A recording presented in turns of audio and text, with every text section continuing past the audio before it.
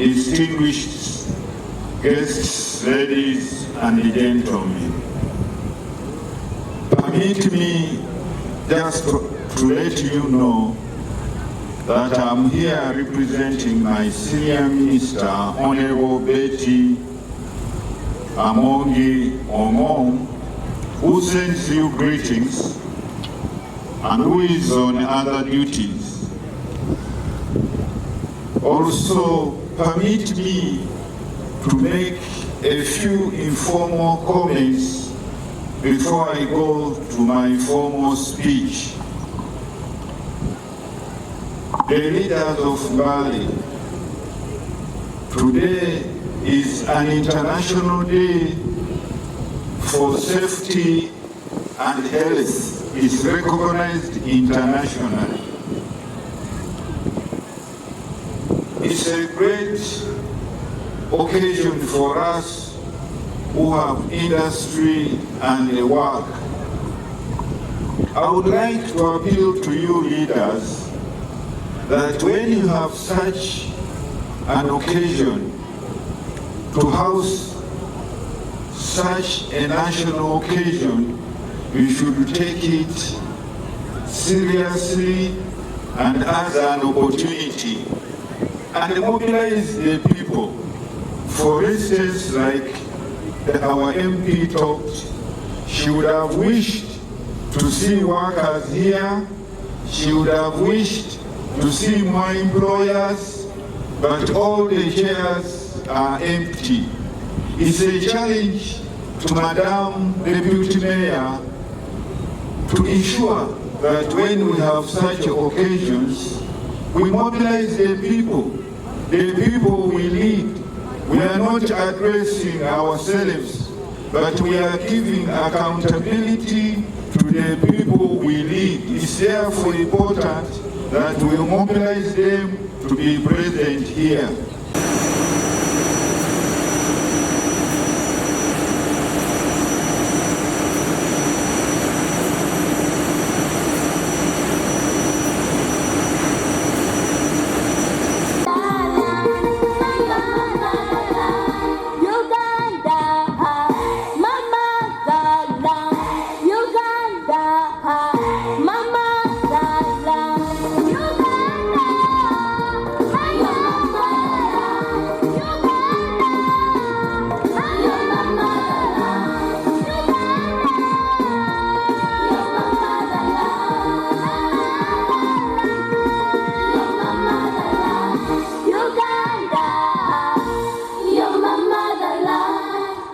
This is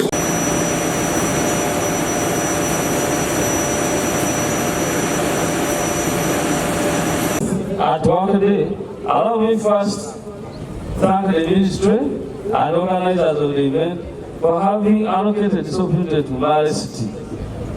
We have various places, various districts, but this occasion will go somewhere. But they chose Mbale, and Mbale will have enough factories. As you all know and be aware, Mbale City is just 3 years old, and being elevated to that status, it comes with a lot of challenges and opportunities, both informal and formal sectors of labor. Briefly, let me look through the challenges experienced by labor force in Mbale City.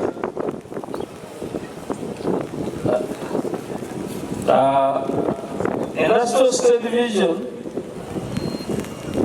95% of production takes place.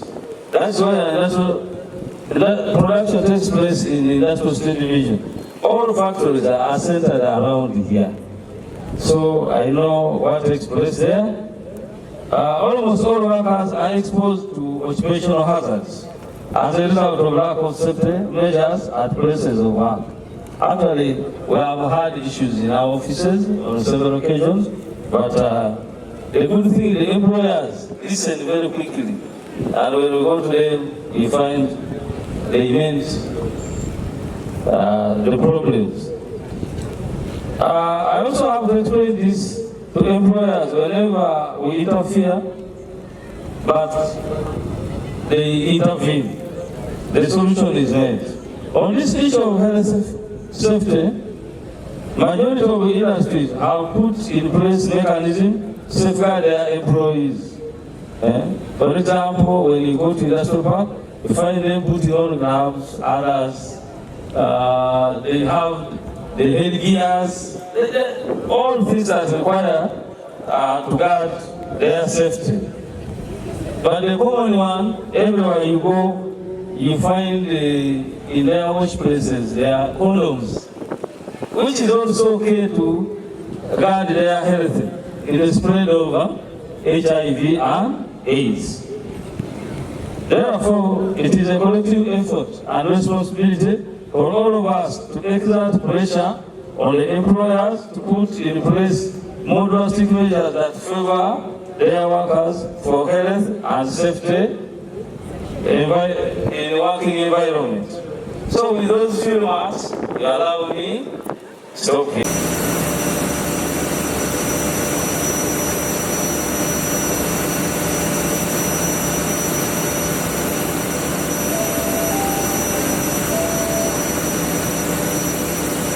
Is concerned, many of our investors seem to be looking the other side as our people suffer in these workplaces. And we think this is an opportunity to call upon the investors to take the matter of occupational safety and health very seriously. We have factories where people are locked in there the whole day without water, without food, without protective gears. People work like slaves, and we have evidence of these factories. But before we expose them, we would like to encourage them to know that the people who work for them are human beings that deserve to be treated well. Of course, we thank them for giving us jobs, but we want to remind them that we are true human beings that deserve to be treated well. Turning to environment, Honorable Minister, we all know that this is one of the beautiful places in this world, Uganda. The greenest part of the world is found in this country. But Honorable Minister, we are destroying this beauty. We are putting up developments in wetlands, we are cutting down forests, we are destroying riverbanks, and the effects are beginning to manifest. I'd like to call upon fellow countrymen and women, through you, Honorable Minister, to work hard and revive our environment. Because the future of ourselves, our children and our grandchildren is in our hands. If we destroy it today, tomorrow will not be comfortable for them, tomorrow will not be safe for them. I thank you very much for this opportunity, for God and my country.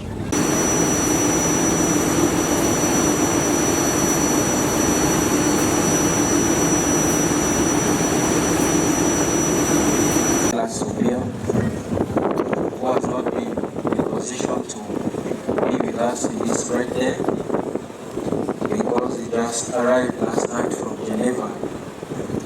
I would like to take this opportunity to deliver his speech. The Honorable Minister of State for the Elderly, our Honorable Members of Parliament present, the local leaders of the Mbale City and District, the employers, the International Labour Organization, development partners, and all protocol observed. On behalf of the Federation of Ugandan Employers, I am honored to be invited on this occasion to commemorate the World Day for Safety and Health at Work. The theme, Impacts of Climate Change on Occupational Safety and Health, developing Uganda's response, is particularly timely to us. As employers, we recognize the critical role we play in ensuring a safety and healthy work environment for all our workforce. This goes beyond just legal compliance. It's about fostering a culture of safety that prioritizes the well-being of our workforce. However, the growing threat of climate change presents new challenges to OSH. Increased heat stress, extreme weather events, and disruptions in water availability can all significantly increase workplace risks.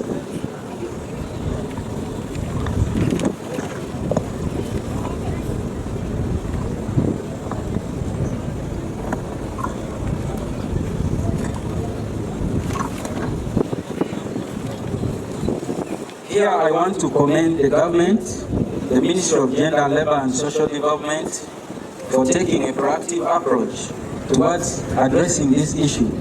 This tripartite approach involving government, workers, and employers is crucial for developing a comprehensive response.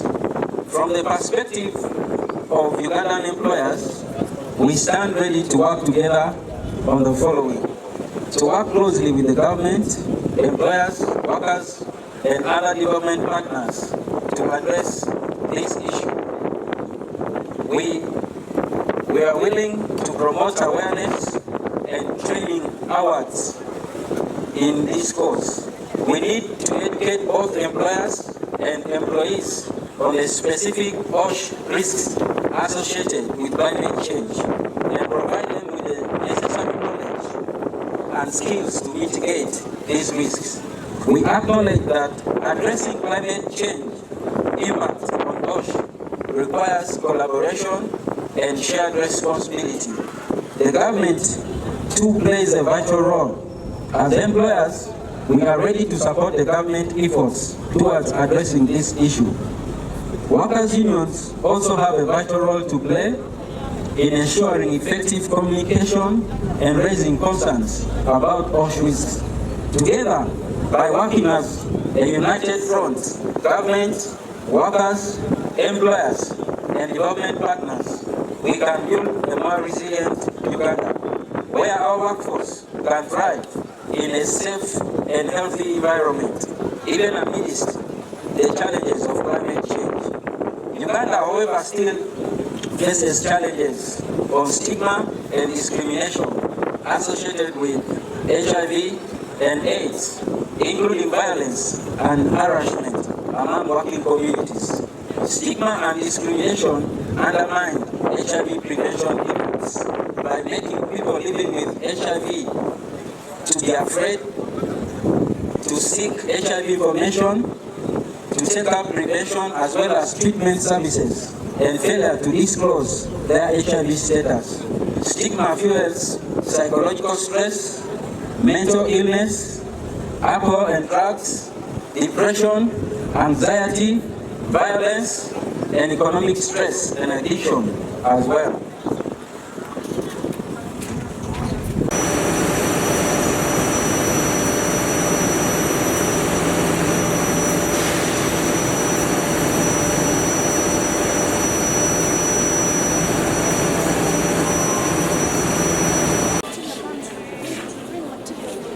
Yes.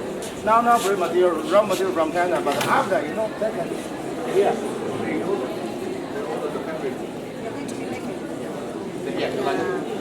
After. So that you cut down cost. Yes, they need the one by one. First, the raw material from China. After that, we use that again and make that fabricate and the painting. And at the third one, use the water. HIV, majority of whom are in the formal and informal employment.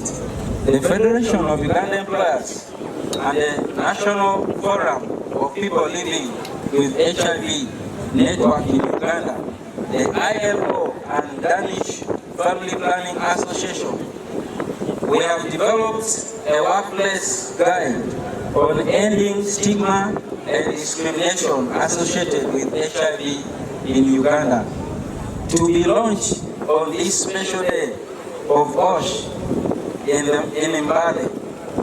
It will significantly contribute to OSH standards and decent work at the workplace for a healthier, safer, happier, and more productive workforce. Honorable Minister and the distinguished guests, we are using this occasion to sign a commitment to promote a stigma-free environment. And at the end of this, we request you to join us as employers to launch this workplace guide on ending stigma and discrimination associated with HIV. Thank you very much for God and my country. Thank you very much, the Federation of Uganda Employers.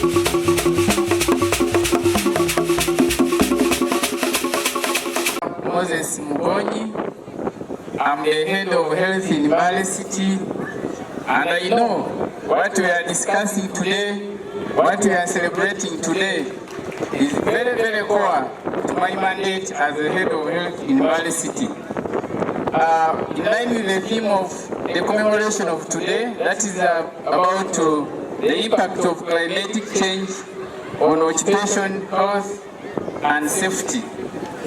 You remember very well, on this day we are commemorating and remembering our comrades who fell off on the line of duty. And I know from this meeting, the engagements here, we are going to work together. That is the employers, the policymakers, and even us, the implementers, such that we make the working conditions better for the improvement of productivity and the safety of our people.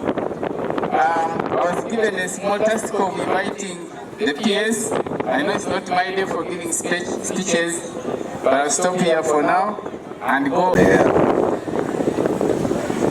The City Clerk, the Executive Director of Federation of Uganda Employers, union leaders and workers representatives, distinguished guests, ladies and gentlemen. My name is Douglas, Acting Commissioner of Occupation Sector and Health. Honorable Minister, the Cabinet Secretary was unable to make it because of other pressing state duties, and he requested me to represent him at this occasion. I'm going to read his remarks verbatim. Honorable Minister, ladies and gentlemen, I welcome you all to this commemoration of the World Day for Safety and Health at Work, and thank you for having spare time to come and join us today. I thank the entities that have extended physical and financial support to the ministry as part of the preparation for this commemoration. Allow me, honorable ministers, ladies and gentlemen, to mention but a few of these. Starlix International, Silom Uganda, Roofings Limited, Soroti Fruits Factory, Enabel, Vivo Energy, Sino Uganda Industrial Park, Mount Elgon Hospital, Uganda Civil Aviation Authority. I thank the National Organizing Committee and the Mbale City Organizing Committee for all the tremendous work that has gone into these preparations. I recognize the fact that this preparation began way back at the beginning of the year, and meetings have been ongoing since March. For the first 18 years of commemorating the event, the venue for the commemoration is in Uganda was always within Kampala City. Last year, however, the commemoration was held in Jinja City, and it was agreed that future commemorations would be held in the various parts of the country. To increase the awareness, creation and impact. I am happy that this year it is Mbale City hosting the celebrations. Honorable Ministers, ladies and gentlemen, today is a culmination of commemoration activities that have been going on for over a week now, and I build up towards the commemoration of the International Labour Day on Wednesday, 1st May 2024. We have had the following activities since the beginning of April: weekly media interactions and radio talk shows, various workplace inspection teams that visited the Eastern region, the health run on Friday 19th, a sanitation drive, a symposium on Tuesday 23rd, and a press statement which was delivered by the Honorable Minister of Gender and Development at the Media Center on Wednesday. I wish to welcome you all again to this event.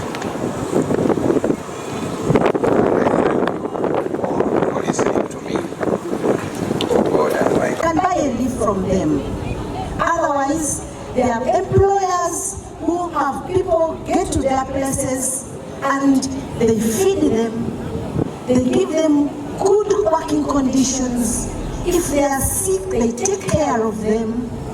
If their family members are sick, sometimes they get an extra mile and give a hand. If we do that, we will retain our workers.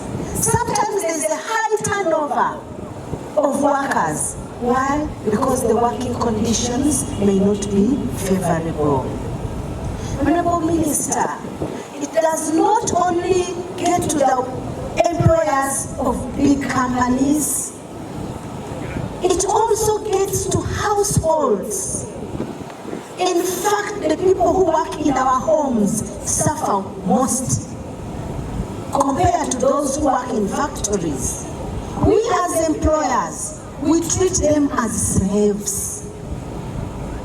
I've seen where people cook different foods and eat matoke and meat. My employee eats posho and beans. Yet my employee is the one who cooks the food that I'm eating. It's unfortunate. That's unacceptable. But it's unfortunate the people who would be hearing this, many of them are not here. And therefore, they will continue with those habits.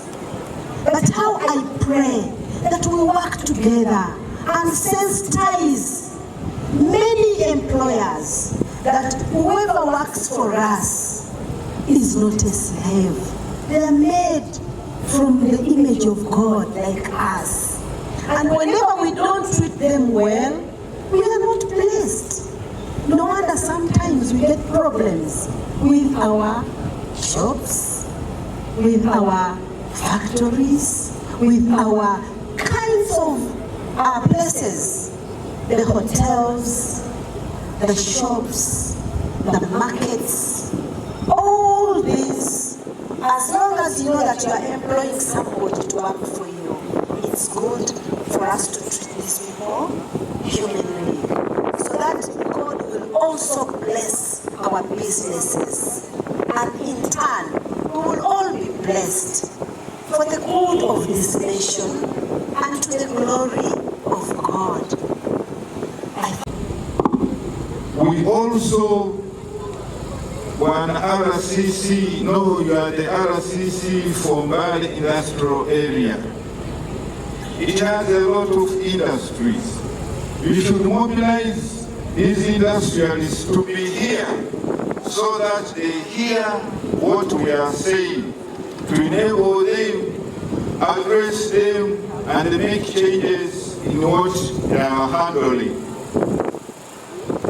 Also, a number of appeals came and comments from the speakers that safety and health is lacking in a lot of our industries. I'm using this opportunity to appeal to the employers, to the industrialists, to address this and ensure that the workers they have get what they deserve for them to be maximally productive.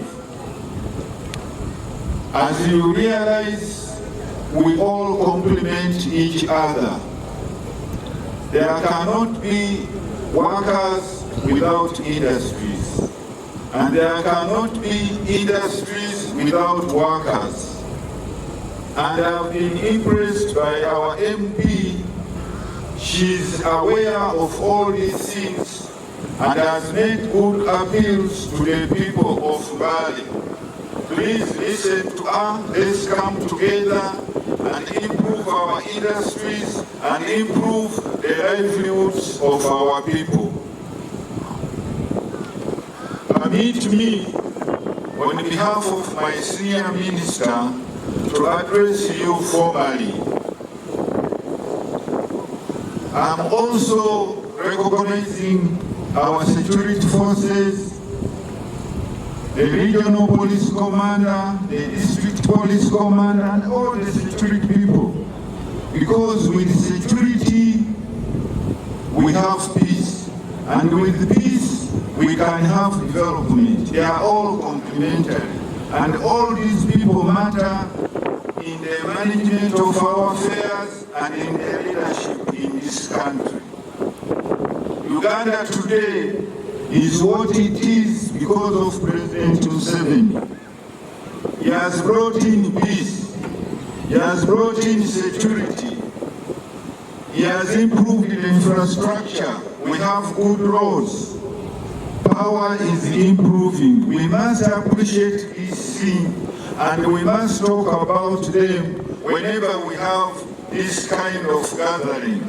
And that's why I'm appealing to Mbale leaders to ensure that such an occasion, more of our people are mobilized to attend. And I also expect the leaders also to attend. Therefore, it gives me great pleasure to address you on this very important day in the world of work.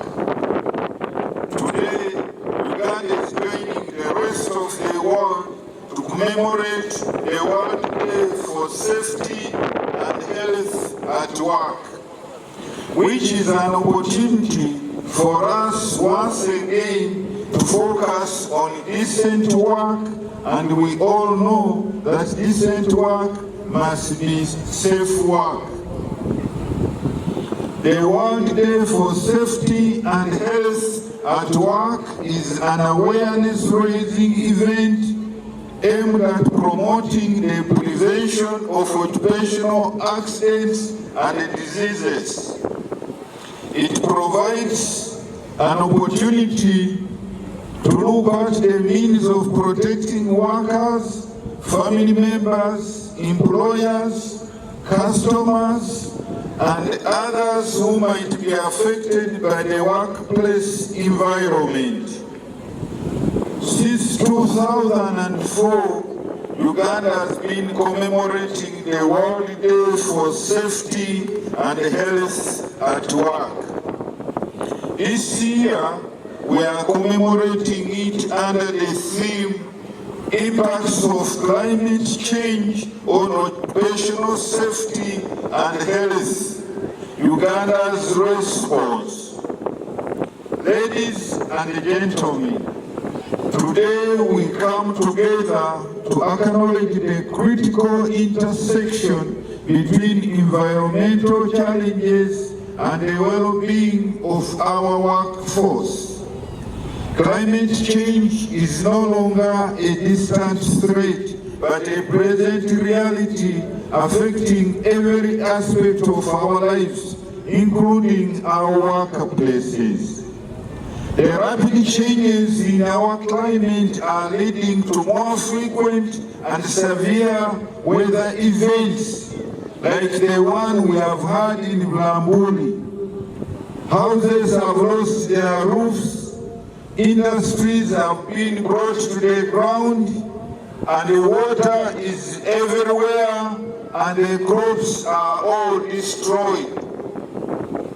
Temperatures are rising, heat waves, floods, droughts, storms, wildfires, increase in intensity and frequency of daily temperatures, increase in lake levels and disruptions in our ecosystem.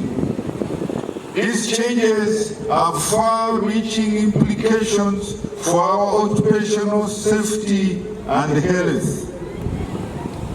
Ladies and gentlemen, as we witness the increasing frequency of extreme weather events such as heat waves as seen in Uganda from January to March 2024, storms, floods, droughts, delayed rains or very heavy rains, heavy winds, the heightened risks posed by vector-borne diseases, e.g.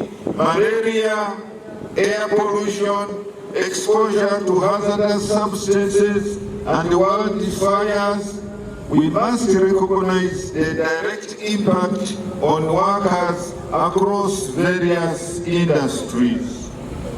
Outdoor workers, for example, agricultural workers, construction workers, workers in offices that are crowded, workers in offices with poor airflow, stroke ventilations, face heightened risks of heat stress, dehydration, and exhaustion as temperatures soar.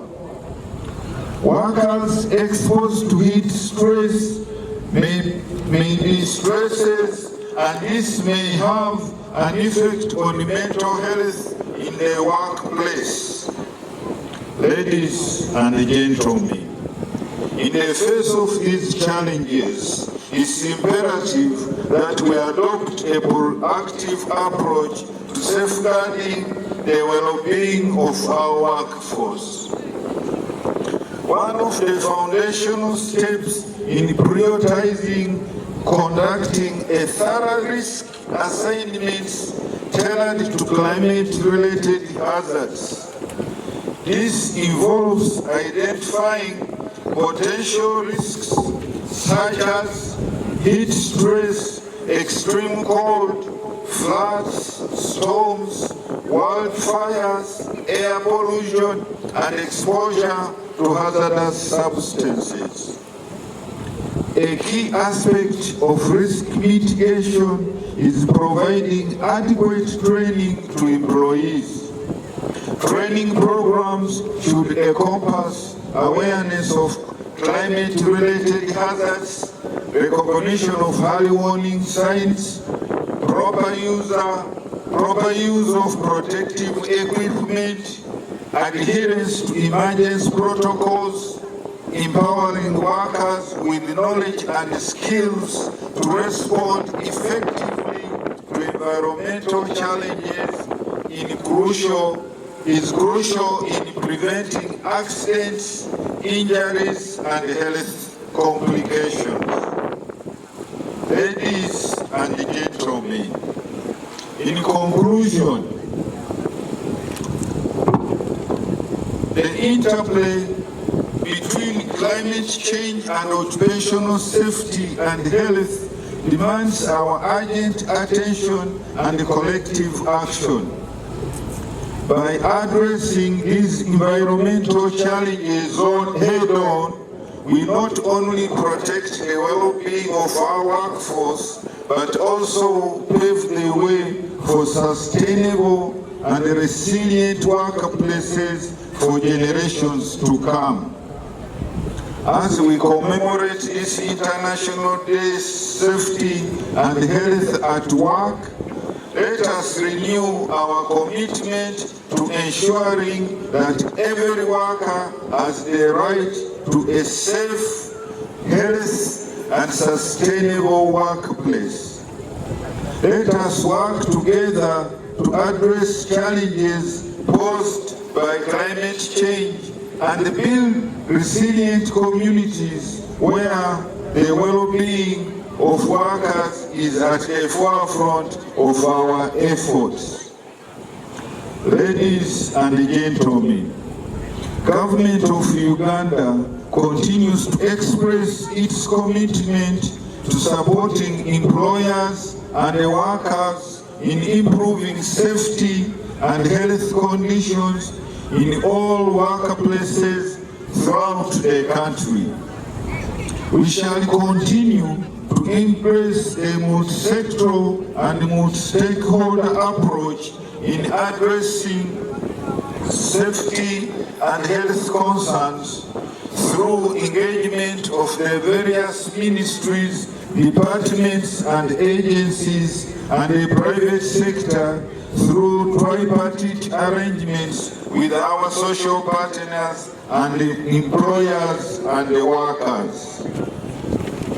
In regard to today's commemoration, I take this opportunity to thank various companies and individuals that have actively participated and contributed generously towards the successful commemoration of this day. Leaders, you sign here.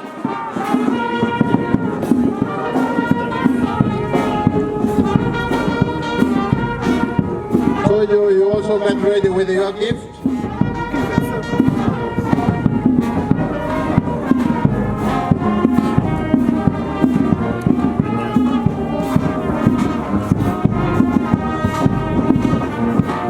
A photo with the minister, I think the team from Federation, they need to take a photo with the minister, all those ones who have signed. You stand and take a photo with this. Get organized, the photographers, organize these people very fast as they sign, so that the photograph is taken together with the minister, the entire team.